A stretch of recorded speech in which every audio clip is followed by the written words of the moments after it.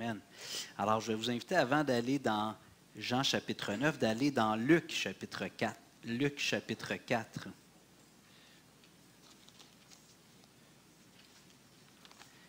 Luc 4.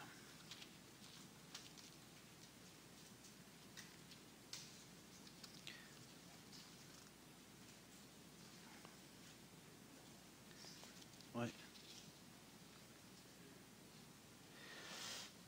Alors, versets 16 à 21. Luc 4, 16 à 21. Il, en parlant de Jésus, il se rendit à Nazareth où il avait été élevé, et selon sa coutume, il entra dans la synagogue le jour du sabbat. Il se leva pour faire la lecture, et on lui remit le livre du prophète Ésaïe. L'ayant déroulé, il trouva l'endroit où il était écrit, verset 18. « L'Esprit du Seigneur est sur moi, parce qu'il m'a oint pour annoncer une bonne nouvelle aux pauvres. Il m'a envoyé pour guérir ceux qui ont le cœur brisé, 19, pour proclamer aux captifs la délivrance et aux aveugles le recouvrement de la vue, pour renvoyer libres les opprimés, pour publier une année de grâce du Seigneur. » Verset 20. Ensuite, il roula le livre et le remit au serviteur et s'assit. Tous ceux qui se trouvaient dans la synagogue avaient les regards fixés sur lui. Alors il commença à leur dire, « Aujourd'hui, cette parole de l'Écriture que vous venez d'entendre est accomplie. » Moi, je m'imagine assis dans la synagogue, puis ça devait être assez percutant. Tu sais, c'est un passage que les Juifs étaient habitués d'entendre être lu. Mais là, de voir le gars qui vient de lire, puis qui dit aujourd'hui, ce qu'on vient de lire, c'est accompli. Jésus, c'est un passage messianique qui se trouve dans le prophète Ésaïe. Bon, c'est mentionné. Puis, mais là, Jésus, à la fin, il ferme le livre, puis il dit, aujourd'hui, c'est accompli. En tout cas, il y a tout un beau message, évidemment, avec ça. Jésus fait des promesses, mais Jésus nous donne ici, à travers cette parole prophétique du livre d'Ésaïe, quelques signes de l'œuvre messianique ou de la venue du Messie. Alors, on voit au verset 18, excusez-moi, « Il m'a envoyé pour annoncer une bonne nouvelle aux pauvres. Il m'a envoyé pour guérir ceux qui ont le cœur brisé, pour proclamer aux captifs la délivrance et aux aveugles le recouvrement de la vue, pour renvoyer libres les opprimés, pour publier une année de grâce du Seigneur. » On pourrait s'arrêter sur chacune de ces promesses, puis de réfléchir sur la portée spirituelle ou physique, ou seulement physique, ou double portée. Mais une des choses qui allait caractériser la venue du Messie, c'était qu'il allait annoncer aux aveugles le recouvrement de la vue. Certainement qu'il y a un volet spirituel, mais quand même littéralement, le Messie, lorsqu'il allait venir, il allait guérir des gens aveugles. Et les autres choses qui sont mentionnées, mais je souligne particulièrement la guérison d'aveugles. Des signes annoncés des temps messianiques. Les aveugles pourront recouvrir. Il n'est pas conjugué à ce temps-là. La vue. Lorsque Jean-Baptiste, ça c'est quand même intriguant, puis je trouve que c'est encourageant pour nous les chrétiens, parce que Jean-Baptiste a introduit Jésus, lorsque Jésus est venu au baptême pour être baptisé, il a dit « Voici l'agneau de Dieu qui ôte le péché du monde. » C'était sans équivoque, il n'y avait pas de doute, mais on voit que plus tard, Jean a eu des doutes à certains moments. Donc, ce n'est pas glorieux, mais ça m'encourage parce que ça peut arriver des fois, même si on a un Jean-Baptiste en herbe. Jésus a dit qu'il n'y a pas eu de plus grand prophète que lui. Donc, Jean a eu des moments de doute, fait que ça me console quand moi j'ai des moments de doute. Un de ces moments-là, si vous voulez aller au chapitre 7, toujours dans l'évangile de Luc, Luc chapitre 7, verset 18 et suivant, Luc 7, 18 et suivant. Jean fut informé de toutes ces choses par ses disciples. Donc, ce n'est pas l'apôtre Jean, c'est Jean le Baptiste. Verset 19, il en appela 2 et les envoya vers Jésus pour lui dire, « Es-tu celui qui doit venir? ou devons-nous en attendre un autre? C'est lui qui a dit, c'est lui l'agneau de Dieu, puis quelques temps après, quelques mois probablement, le doute s'installe. Es-tu celui qui doit venir ou devons-nous en attendre un autre? Arrivé auprès de Jésus, il dit, Jean-Baptiste nous a envoyés vers toi pour te dire, es-tu celui qui doit venir ou devons-nous en attendre un autre? Verset 21. Alors même, Jésus guérit plusieurs personnes de maladies, d'infirmités et d'esprits malins, et il rendit la vue à plusieurs aveugles. Verset 22. Et il leur répondit, allez, rapportez à Jean ce que vous avez vu et entendu. Les aveugles voient, les boiteux marchent, les lépreux sont purifiés, les sourds entendent, les morts ressuscitent. La bonne nouvelle est annoncée aux pauvres. Heureux celui pour qui je ne serai pas une occasion de chute.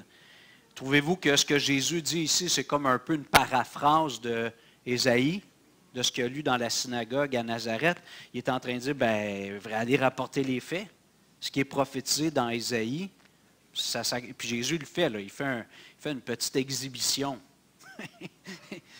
Il fait une couple de guérisons, plusieurs guérisons, puis il dit, allez lui rapporter ce qui se passe. La réponse, le secret est dans la sauce, comme on dit, ou dans le pudding. Je ne sais pas trop en anglais, je pense que c'est dans le pudding. Le secret, Jésus dit, regardez, allez le rapporter tout simplement. Donc Jésus confirme ici qu'il est le Messie, puis une des chose qui allait confirmer sa messianité, c'était les nombreux miracles qu'il allait faire. J'aimerais faire ici une petite parenthèse, je ne veux pas tomber dans les débats entre les dénominations évangéliques, mais tu sais, Jésus dit un moment donné aux disciples, il dit, ceux qui croiront en moi feront des choses plus grandes. Je pense que ce texte-là, il faut le comprendre dans le contexte néo-testamentaire au complet. C'est sûr et certain que Jésus allait être singulier et unique. Jean termine son évangile en disant, si on avait voulu écrire tout ce que Jésus a fait, puis on mettrait ça dans une bibliothèque, une librairie, la terre entière ne suffirait pas pour contenir tous les livres qu'on écrirait. Je pense qu'il est dans l'hyperbole un peu, mais quand même. Alors, Jésus est unique. Puis on regarde, si on fait le parallèle avec la première alliance ou l'Ancien Testament, Moïse est venu, puis il s'est passé des choses incroyables pour la raison humaine à travers Moïse, toutes les plaies d'Égypte, après ça, les différents miracles dans le désert, puis tout ça, la traversée de la mer Rouge. Après Moïse, il n'y en a pas eu de plus grand. Moïse, il a dit, il va y avoir un autre prophète comme moi. Et là, il parlait du Messie qui allait venir. Jésus est venu, puis c'est normal que Jésus soit unique, tant dans sa personne que dans l'amplitude, le nombre de miracles qu'il a fait. Alors, je ne veux pas nécessairement débattre, ceux qui sont peut-être avec un bagage plus charismatique, peut-être dire, non, l'Église devrait faire autant de miracles que Jésus. J'ai un petit peu de difficulté, je crois que Jésus est unique, mais je vous laisse votre opinion. Je ne peux pas nécessairement le défendre à 100% avec les Écritures. Maintenant, on va aller dans Jean chapitre 9, puis on va lire l'histoire de la guérison d'un homme, un aveugle né. Je vais lire le chapitre complet, c'est un peu long, donc moi j'aime prêcher généralement avec quelques versets, donc quand c'est des longs textes comme ça, c'est un peu plus une lecture commentée, mais je vais quand même faire la lecture d'un trait pour avoir l'ensemble de l'histoire, puis après ça, je vais partager quelques observations sur le texte. Alors, Jean chapitre 9, versets 1 à 41. Jean chapitre 9. Jésus vit en passant un homme aveugle de naissance. Ses disciples lui posèrent cette question. « Rabbi, qui a péché, cet homme ou ses parents, pour qu'il soit né aveugle? » Jésus répondit, « Ce n'est pas que lui ou ses parents aient péché, mais c'est afin que les œuvres de Dieu soient manifestées en lui. Il faut que je fasse, tandis qu'il est jour, les œuvres de celui qui m'a envoyé. La nuit vient où personne ne peut travailler. » Verset 5. « Pendant que je suis dans le monde, je suis la lumière du monde. » 6. Après avoir dit cela, il cracha à terre et fit de la boue avec sa salive, puis il appliqua cette boue sur les yeux de l'aveugle et lui dit, « Va et lave-toi au réservoir de Siloé, nom qui signifie envoyé. » Il y alla, se lava et s'en retourna voyant clair. Verset 8. Ses voisins et ceux qui auparavant l'avaient connu comme un mendiant disaient, « N'est-ce pas là celui qui se tenait assis et qui mendiait? » Verset 9. Les uns disaient, « C'est lui », d'autres disaient, « Non, mais il lui ressemble. » Et lui-même disait, « C'est moi. » Verset 10, ils lui dirent donc, « Comment tes yeux ont-ils été ouverts? » Verset 11, il répondit, « L'homme qu'on appelle Jésus a fait de la boue, a oint mes yeux et m'a dit, va au réservoir de Siloé et lave-toi. J'y suis allé, je me suis lavé et j'ai pu voir. » Verset 12, ils lui dirent, « Où est cet homme? » Il répondit, « Je ne sais. » Ils menèrent vers les pharisiens celui qui avait été aveugle. 14.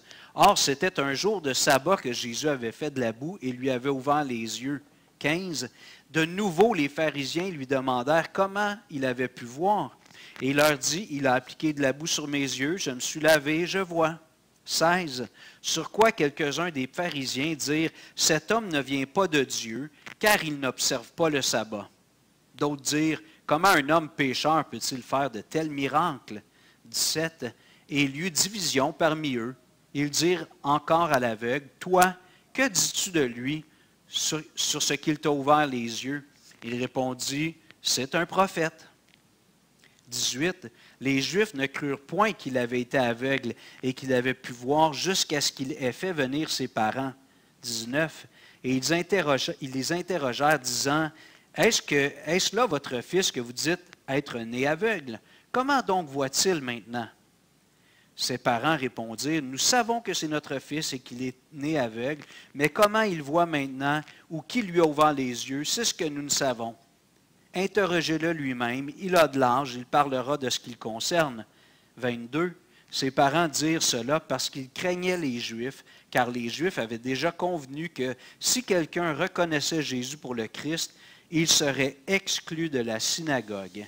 23. C'est pourquoi ses parents dirent, il a de l'âge, interrogez-le lui-même. 24. Les pharisiens appelèrent une seconde fois l'homme qui avait été aveugle et lui dirent, donne gloire à Dieu, nous savons que cet homme est un pécheur.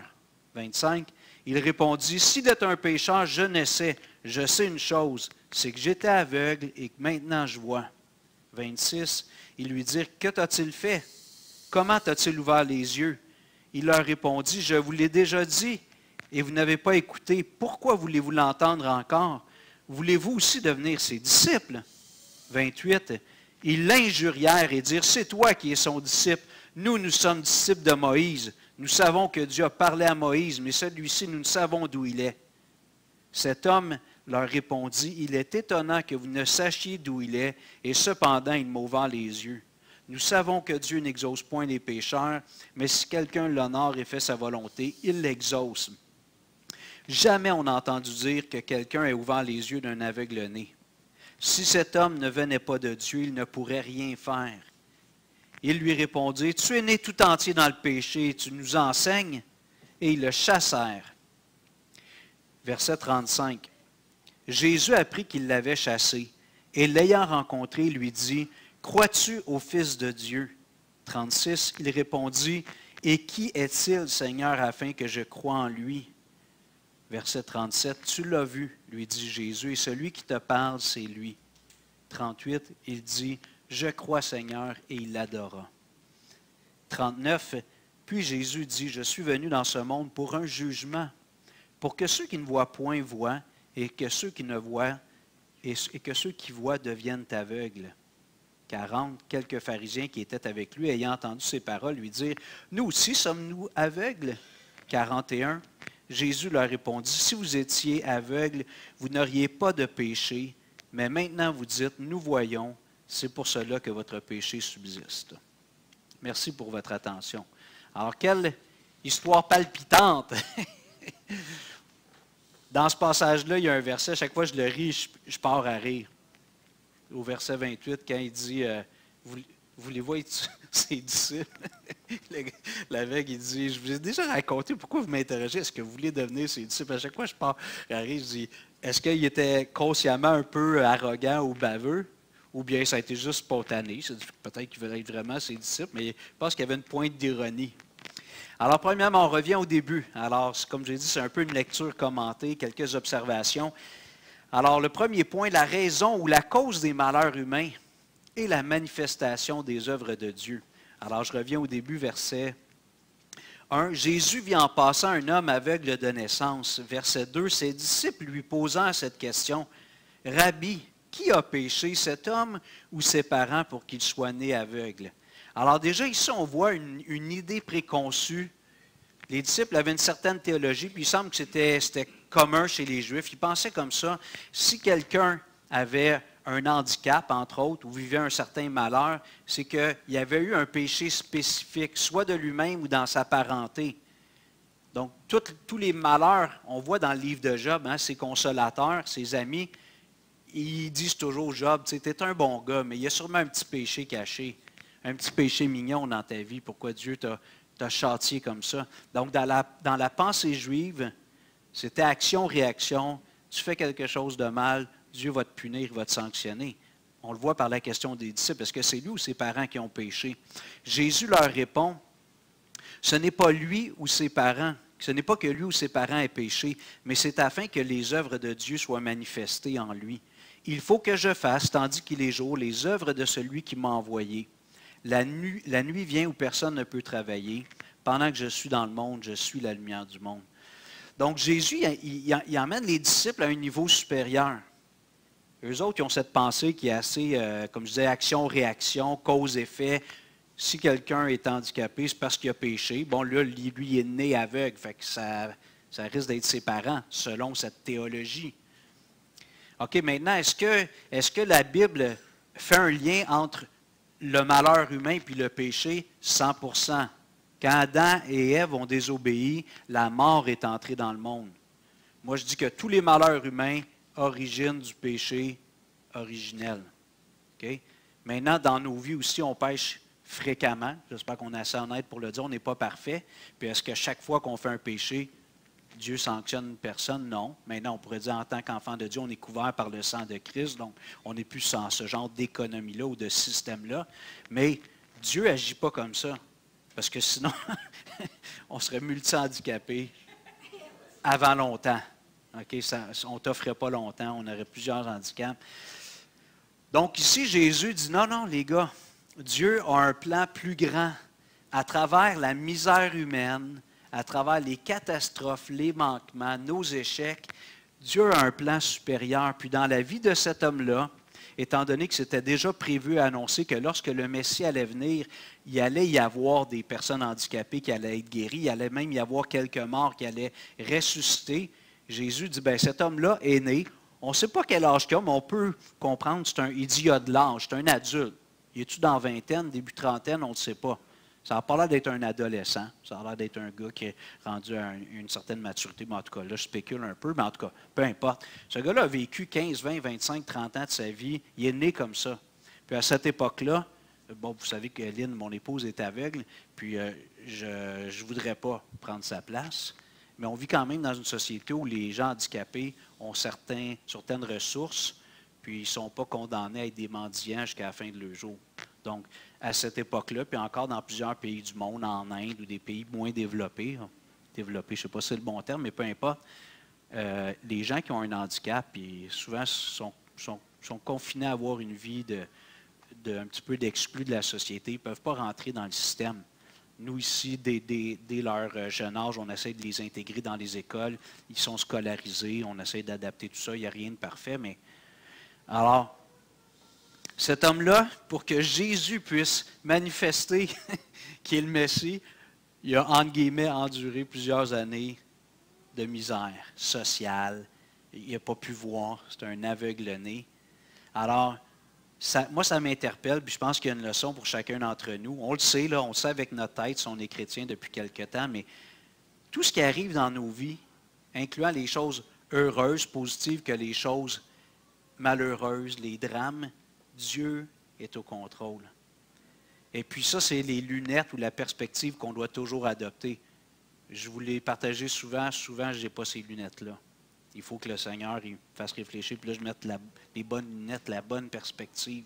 Mais tout ce qui arrive dans nos vies, Dieu a un plan global pour l'histoire de l'humanité, même les guerres, les choses. Souvent, je me suis demandé, bon, c'est quand même relativement récent dans notre histoire, mais la Deuxième Guerre mondiale, Adolf Hitler, il y a eu je ne sais pas combien de tentatives d'assassinat.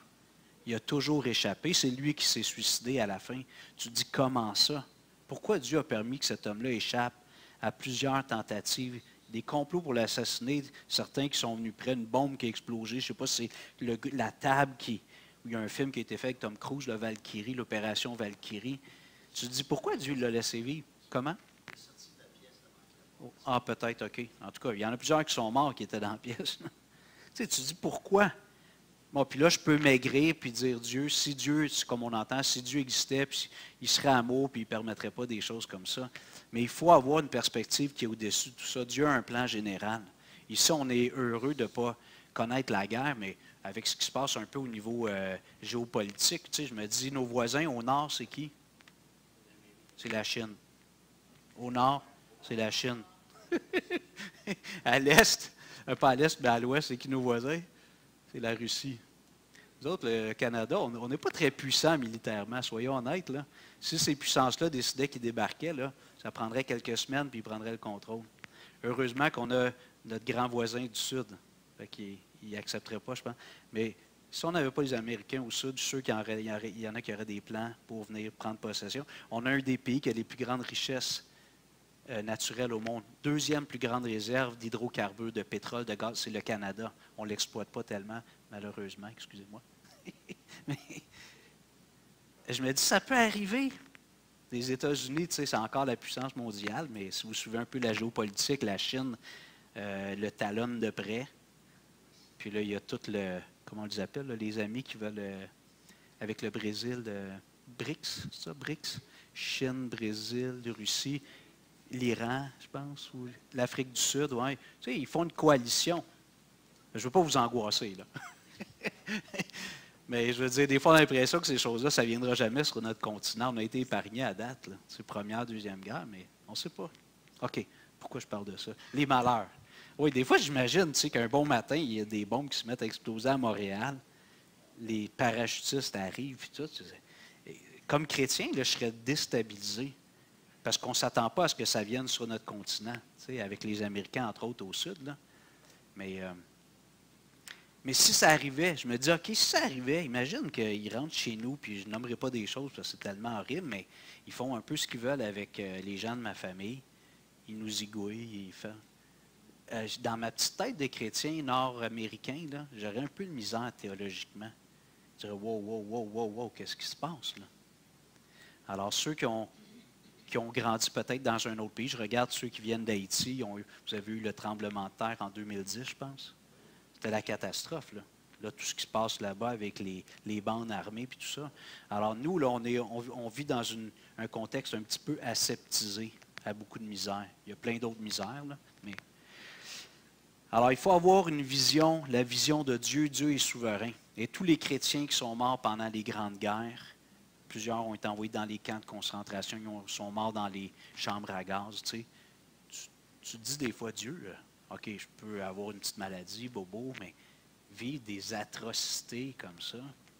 Alors, on doit s'élever et avoir une perspective différente. Alors, ce petit épisode-là du début m'exhorte moi-même à dire, OK, je dois avoir une perspective différente, à être prêt à chaque instant à mourir, et si c'est possible pour la gloire de Dieu, tant qu'à mourir. Pourquoi pas mourir en martyr, ça serait mieux que de mourir pour une autre cause, pour la gloire de Dieu. Ensuite, on a versets 6 à 12, on a l'épisode de la guérison. Je vais aller quand même rapidement. Alors, versets 6 à 12, je fais juste survoler. Jésus, des fois, a des méthodes inusitées. Alors là, ici, il crache.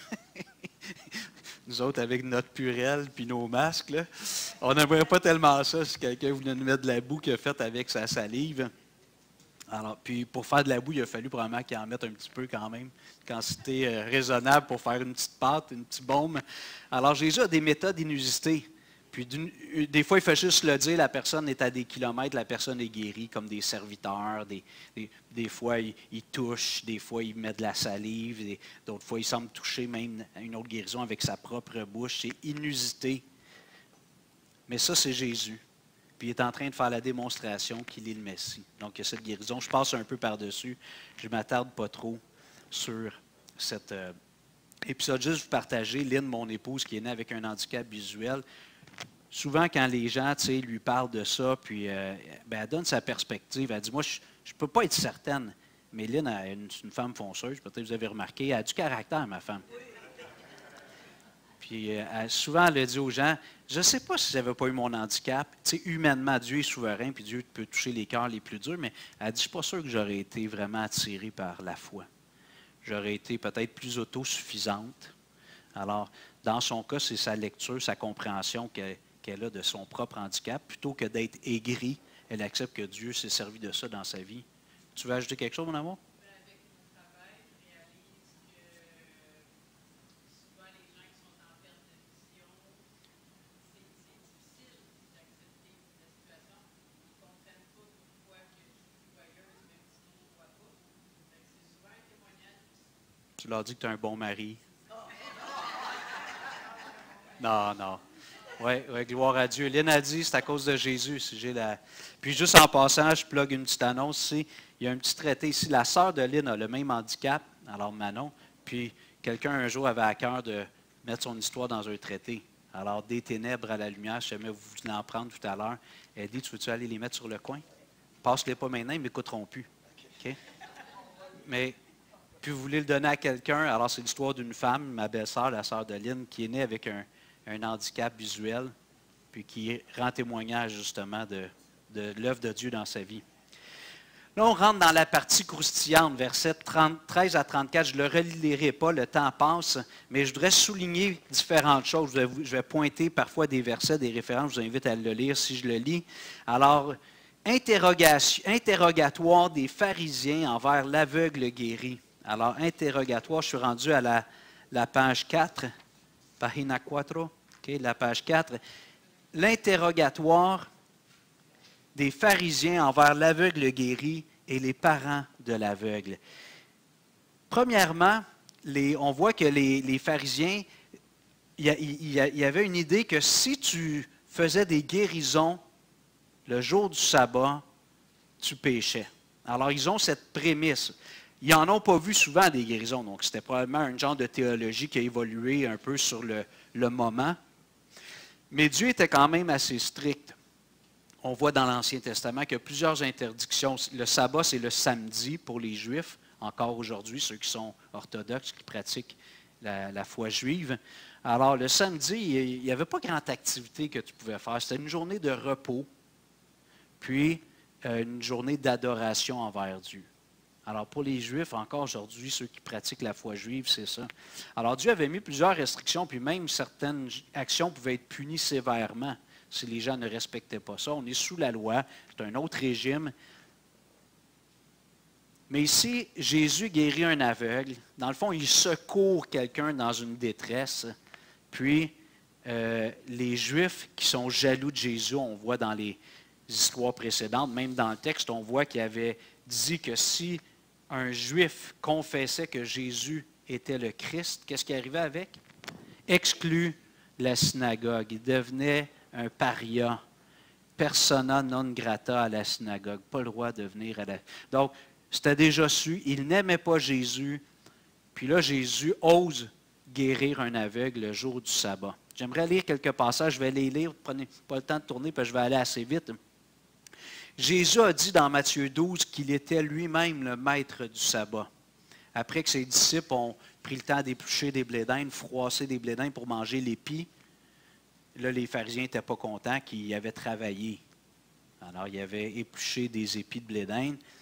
Jésus a dit, le sabbat a été créé pour l'homme et non l'homme pour le sabbat. Puis il termine en disant, le Fils de l'homme, en parlant de lui, le Messie, c'est le maître du sabbat. C'est moi qui l'ai prescrit, puis si je veux modifier les règles, je peux les modifier. C'est dans mon royaume, dans mon règne.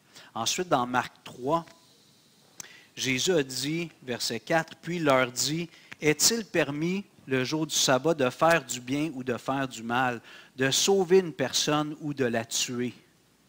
Mais ils gardant le silence. Alors Jésus est en train de mettre les pendules à l'heure. Il dit, Dieu n'a pas demandé si quelqu'un est en détresse, quelqu'un qui est en panne ou qui est en train d'agoniser, tu peux l'aider. Là, je répète, on n'est plus dans ce régime-là, donc ça ne nous concerne plus comme tel. Je vais parler un petit peu dans quelques instants comment nous, on pratique le sabbat, les chrétiens aujourd'hui. Mais Jésus a dit, le jour du sabbat, tu peux faire du bien, tu peux sauver quelqu'un. Puis ça, c'est le cœur de Dieu. Maintenant, de façon générale, de façon normative, tu ne vas pas emmener des chaudières pour emmener des chaudières, mais si quelqu'un qui est en train de mourir de soif, tu peux y emmener de l'eau, parce que tu sauves quelqu'un de la mort, en tout cas d'une grande détresse. Pour nous, les chrétiens, donc des fois les gens me demandent, est-ce que nous, les chrétiens, on doit respecter les 10 commandements?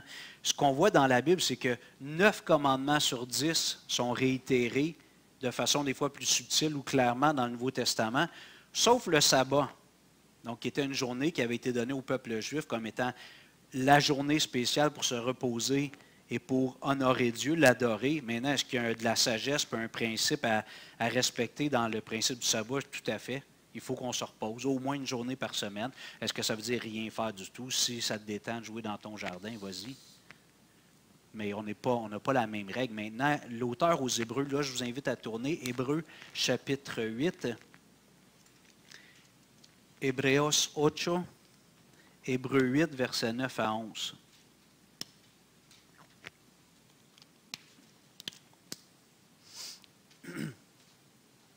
L'Épître aux Hébreux, on l'appelle l'Épître aux Hébreux parce que l'auteur, on ne sait pas exactement c'est qui, on n'a pas de certitude, mais il écrit justement aux Hébreux, aux Juifs.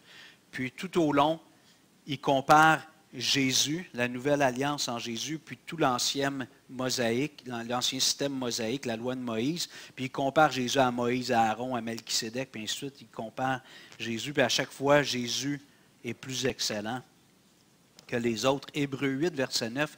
Il y a donc un repos de sabbat réservé au peuple de Dieu. Verset 10, Hébreux 8. Car celui qui entre dans le repos de Dieu se repose de ses œuvres comme Dieu s'est reposé des siennes. Verset 11. Empressons-nous donc d'entrer. Ah non? C'est pas Hébreux 8? Ah. Ben, si quelqu'un veut chercher, je m'excuse, on donnera la bonne référence. OK? Ça doit être dans ce bout-là, là, 9-10, mais je vais continuer à lire, OK? Je relis, de rester concentré sur ce que je lis, vu que vous ne pouvez pas le lire. Ce n'est pas la bonne référence, Christian Aurora. Ce n'est pas Hébreux 8, je m'excuse, c'est peut-être 9. Il y a donc un repos de sabbat réservé au peuple de Dieu, car celui qui entre dans le repos de Dieu se repose de ses œuvres, comme Dieu s'est reposé des siennes.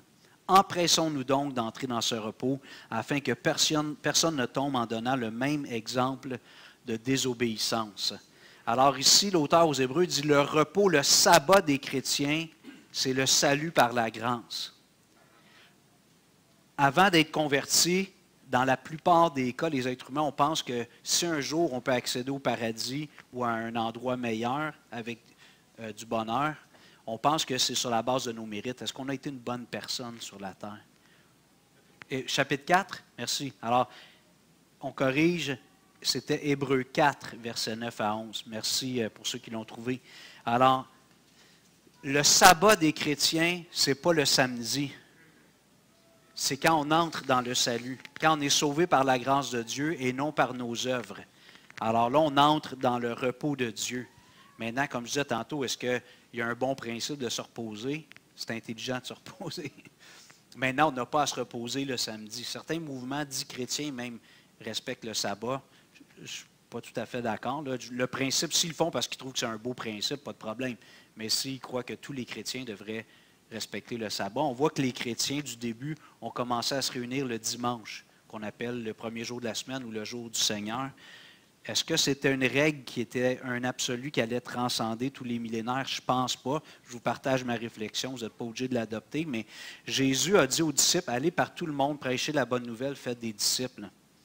Et on voit que Jésus donne, il y a beaucoup d'enseignements de Jésus sur la façon de vivre la vie de disciple, mais dans n'importe quel contexte. Parce que quand un missionnaire arrive dans un nouveau territoire missionnaire, quand les gens se convertissent, ils ne peuvent pas tout d'un coup dire « Moi, le dimanche, je ne travaille pas si tout le monde travaille le dimanche. » Parce que le Seigneur nous demande d'être soumis aux autorités. Vous comprenez? Donc, l'Église, c'est comme un mouvement qui a une fondation, des assises inébranlables, mais dans la façon de vivre la foi. Nous, on commence notre service à 10 heures le dimanche. Il y en a qui c'est à 11 heures, d'autres à midi, d'autres le soir. Certaines églises ne peuvent pas avoir de local le dimanche, se réunissent le samedi soir. Vous en connaissez peut-être. Il n'y a pas de faute.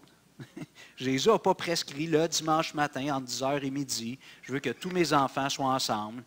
Dans notre mouvement, on prend la table du Seigneur une fois par mois en général, le premier dimanche du mois. Chez les frères chrétiens, c'est tous les dimanches. Est-ce que quelqu'un a tort? Non.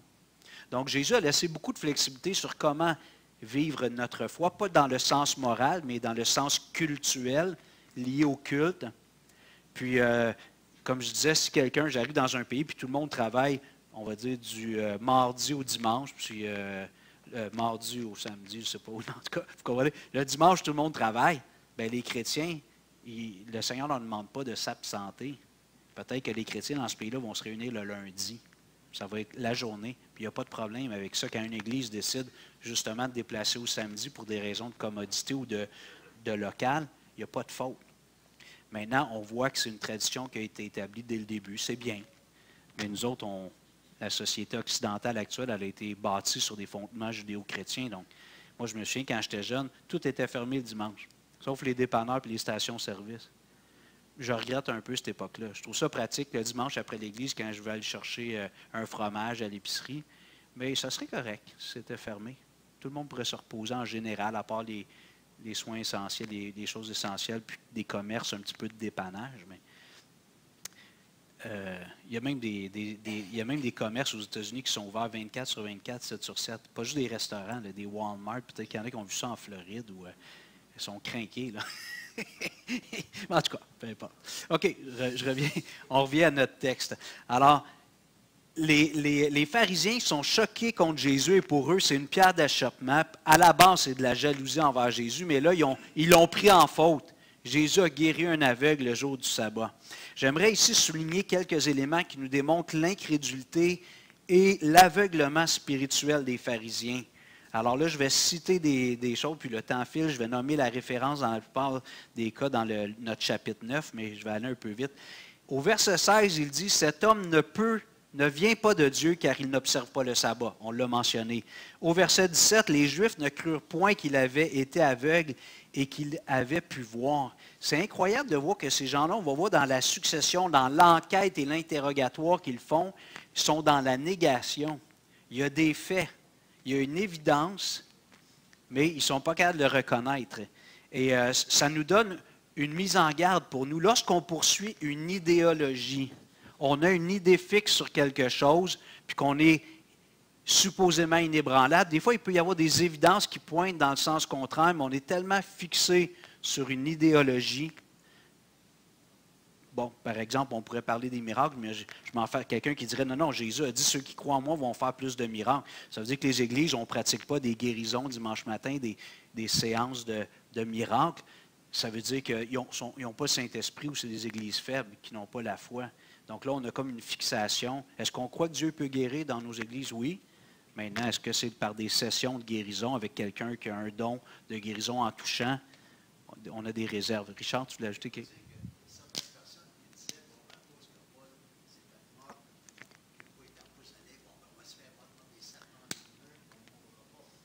Oui. Oui, il y a des sectes qui ont des rituels avec des serpents. Là. Ils montrent qu'ils résistent au serpent. Le serpent a été vaincu. Oui.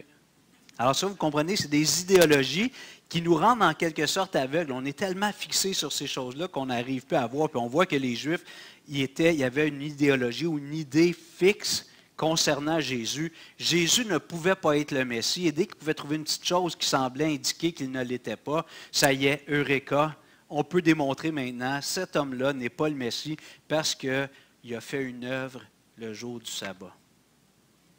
Verset 22.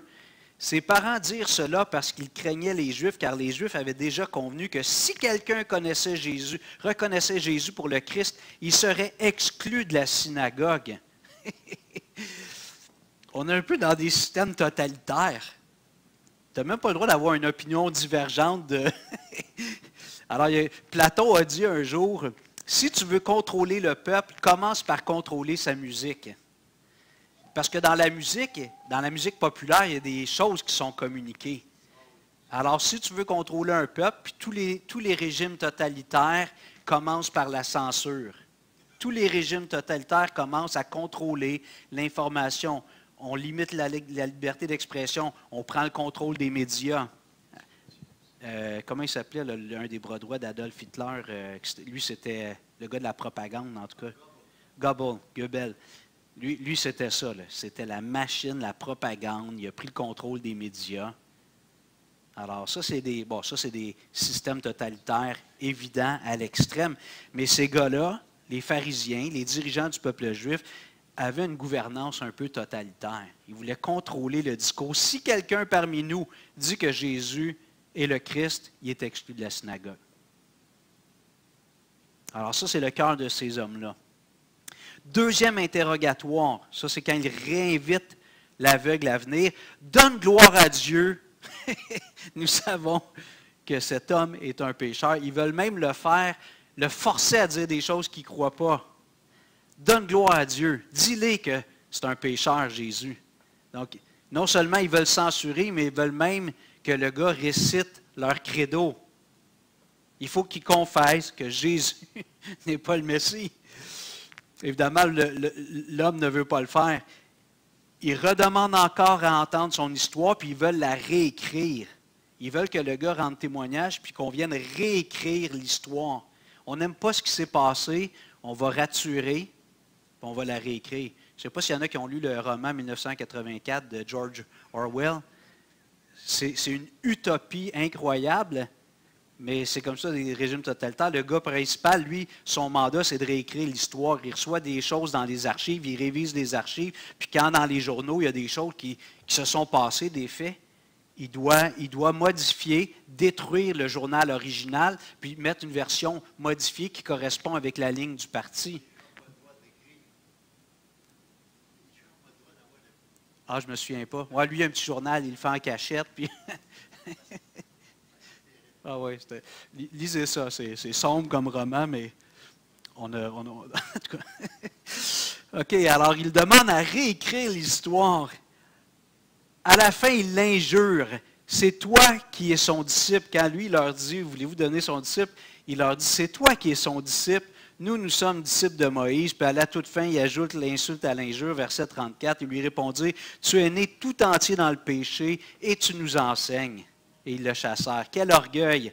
Le gars, il fait juste raconter ce que Jésus a fait dans sa vie. Il ne fait rien de mal, mais il a assez de courage pour juste pas réécrire l'histoire, pas changer la réalité dans une fiction qui correspondrait à leur idéologie, que Jésus ne peut pas être le Messie. Il a le courage de résister, puis à la fin, il ajoute l'insulte à l'injure. Tu es né tout entier dans le péché, puis tu nous enseignes. Tu n'as rien à nous apprendre, toi, l'aveugle. Tu n'as rien à nous apprendre. Puis il le chasse. Maintenant, le gros bon sens de l'homme guéri. Avant sa guérison, est-ce qu'il aurait été comme ça? On ne sait pas. On a juste un épisode dans sa vie, un segment de sa vie. Quand on lui demande qui dis-tu de cet homme au verset 17, il dit c'est sûr, c'est un prophète. Lui, il a été un bénéficiaire de la puissance messianique de Jésus. Il dit, je ne sais pas, là, il ne va pas jusqu'à dire c'est le Messie, mais il dit c'est un prophète. Okay? Il c'est pas un homme ordinaire.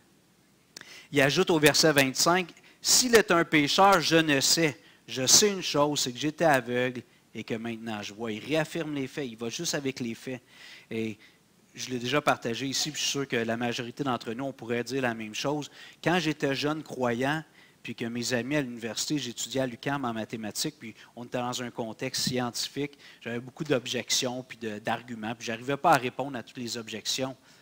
Mais je leur disais, regarde, des fois, peut-être que je n'arrive pas à répondre à ton argument rationnel pour prouver que la Bible est vraie, que Jésus est vrai, mais je peux te dire une chose, c'est que j'ai rencontré Jésus personnellement, par la foi, pas en personne. Ma vie a été transformée, puis ça, tu ne pourras jamais m'enlever ça.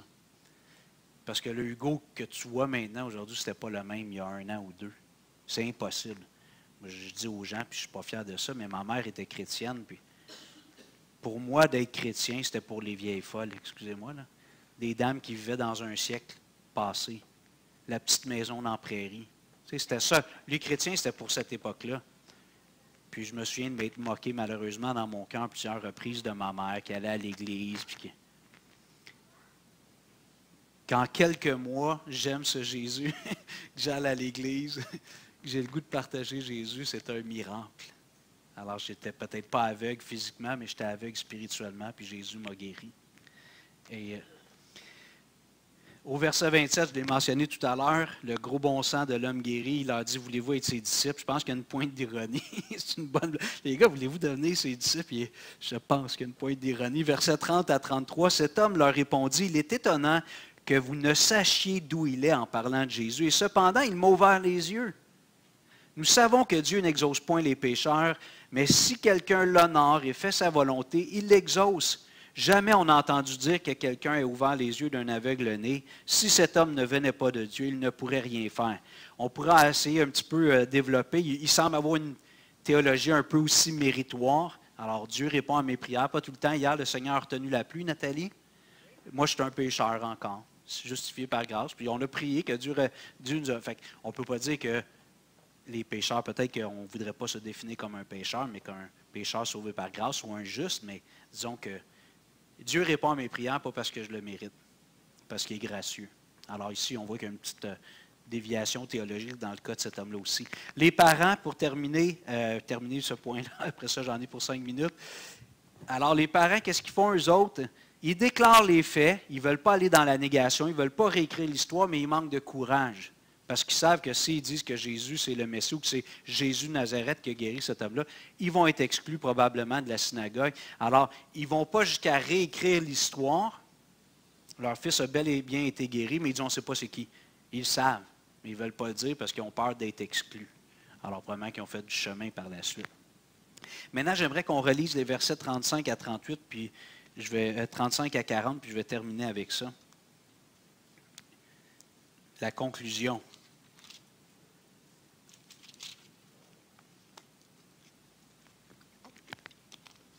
Jésus a appris qu'il l'avait chassé. Donc, je suis toujours dans Jean 9, verset 35. Et l'ayant rencontré, il lui dit, « Crois-tu au Fils de Dieu? » Il répondit, « Et qui est-il, Seigneur, afin que je croie en lui? » Jésus répond, « Tu l'as vu. » Lui dit Jésus, « Et celui qui te parle, c'est lui. » Et il dit, « Je crois, Seigneur, et il l'adora. » Puis Jésus dit, « Je suis venu dans le monde pour un jugement, pour que ceux qui ne voient point voient, et que ceux qui ne voient, et que ceux qui voient deviennent aveugles. » Quelques pharisiens qui étaient avec lui, ayant entendu ces paroles, lui dirent, « Nous aussi sommes-nous aveugles? » Jésus leur répondit, « Si vous étiez aveugles, vous n'auriez pas de péché. Mais maintenant, vous dites, nous voyons, c'est pour cela que votre péché subsiste. » On a un homme qui a un cœur bien disposé à l'égard de Jésus, qui ne s'accroche pas à une idéologie, à une idée préconçue, puis qui en plus a été touché de façon magistrale par la grâce de Dieu. Dieu l'a guéri, Jésus l'a guéri. Mais on a ces hommes-là, les pharisiens, qui ont le cœur dur comme de la roche. Alors Jésus va vers cet homme-là, il connaît son cœur, il sait que cet homme-là est ouvert à une conversion, à recouvrir non seulement la vue des yeux, mais la vue du cœur, la vue de l'entendement. Alors Jésus va vers cet homme, puis il dit, « Est-ce que tu crois au Fils de Dieu? » Ben, il dit, « Qui est-il? » Jésus dit, « C'est moi. » Et qu'est-ce que l'homme fait? Il dit, « Je crois. » Et non seulement il dit, « Je crois », mais il l'adore. Quand les témoins de Jéhovah disent que Jésus n'est pas le Fils de Dieu, c'est-à-dire qu'il n'est pas Dieu, Jésus, à plusieurs reprises, il accepte d'être adoré. Il ne reprend pas les gens. Il accepte d'être adoré. Donc, on voit ici que Jésus assume sa divinité. Puis avec cet homme-là qui l'adore, Jésus accepte son adoration. Maintenant, pour conclure, Jésus dit, verset 39, « Je suis venu dans ce monde pour un jugement, pour que ceux qui ne voient point voient, et que ceux qui voient deviennent aveugles. » Jésus est en train de parler ici non pas de la vue physique, mais de la vue du cœur ou de l'esprit. Puis ce qui est intéressant, c'est qu'il dit, afin que ceux qui ne voient point voient, puis ceux qui voient ne voient point, soient rendus aveugles. Qu'est-ce que Jésus veut dire ici? Il parle des gens qui reconnaissent leur misère spirituelle, un peu comme les pauvres en esprit dans les béatitudes. Les gens qui reconnaissent qu'ils sont pauvres en esprit, qui reconnaissent leur pauvreté spirituelle, ils ont besoin d'être enrichis par la grâce de Dieu. Alors, je termine en te posant la question. Je ne sais pas, je ne connais pas chacun d'entre vous. Dieu connaît chacun de nos cœurs. Est-ce que tu reconnais que sans Jésus, tu es aveugle spirituellement? Et si c'est le cas, tu es béni. Parce que Jésus dit, si tu es aveugle, je peux te guérir. Mais si tu prétends voir, je dis bien tu prétends voir alors que tu ne vois pas, tu n'as pas d'ouverture pour que je vienne te toucher avec ma grâce et tu vas rester, tu prétends voir, mais tu vas être rendu aveugle. Donc on est un peu dans des contradictions, mais je te pose la question. Et pour ceux qui voient maintenant, avec les yeux du cœur, les yeux de la foi, j'espère que dans ton analyse de ton histoire, tu peux dire, il y a eu un temps où j'étais aveugle. Plusieurs sont venus à Christ en bas âge, puis c'est merveilleux, Jésus il dit, empêchez pas les enfants de venir à moi, les petits-enfants. Mais il faut reconnaître qu'on n'est pas venu au monde comme un voyant spirituel. On est tous venus au monde comme cet homme-là sur le plan spirituel, aveugle spirituellement. Puis un jour, Jésus, peut-être à 4 ans, 5 ans, nos parents, à l'école du dimanche, on nous a parlé de l'Évangile, puis c'est difficile quand c'est dans un bas âge d'identifier la journée précise, puis ça, je le conçois, il n'y a pas de problème. Mais il faut que dans ta compréhension de l'Évangile, puis ça, des fois, je trouve ça, je parle avec des gens, ils disent, moi, j'ai toujours été chrétien. Ben, je te pose, qu'est-ce que tu veux dire? Tu veux-tu dire que tu es né dans une famille où les parents sont chrétiens, ou tu penses que quand tu es venu au monde, tu étais chrétien? Je parle chrétien de cœur, converti. Ça, c'est impossible. Et je t'encourage, si jamais tu as cette idée d'aller au fond de cette réalité-là. Personne ne vient au monde chrétien. Tout le monde vient au monde pécheur, coupable, perdu, aveugle spirituellement. Pour certains, par la grâce de Dieu, ils recouvrent la vue à 4-5 ans. Jésus a dit c'est possible. L'Évangile est pour les petits-enfants aussi.